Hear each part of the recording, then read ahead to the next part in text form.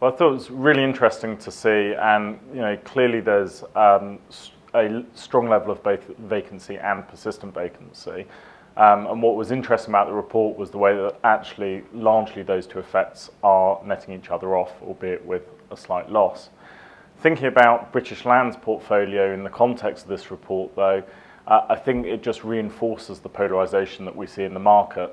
So at British Land, our vacancy rate's actually 1% at the moment, and I think we're seeing the continued view of winners and losers as consumers and retailers get clearer and more demanding on what they expect from a modern landlord.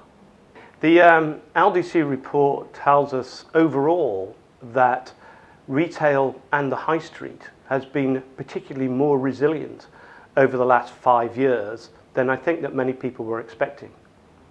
There is a sort of general consumer view that the high street has been majorly impacted by online, and the decline that's happening there is something that cannot be reversed. However, when we look into the detail of the report, the reality is that the biggest vacancies that exist on the high street happen to exist in old industrial cities, mainly in the north of England. And maybe they are more related to the general economy and the microeconomy that surrounds those cities than the individual impact of online. Town centres have really been resilient over the last 5 years, and I thought this was particularly striking. And the reason for that is very much because of their ability to change, the flexibility, actually vacant units, changing use, etc. So really changing the way that they work and basically meeting changing consumer needs and demand. I think the LDC report tells me that quality will always be better than quantity.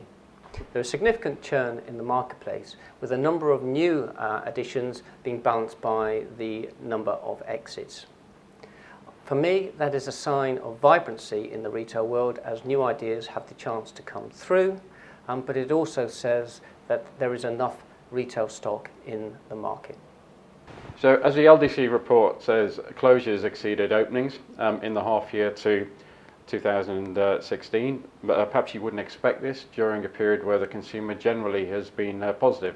I think what it does show is maybe a pessimism amongst retailers as to what the maximum and optimal store portfolio is going to be going forward.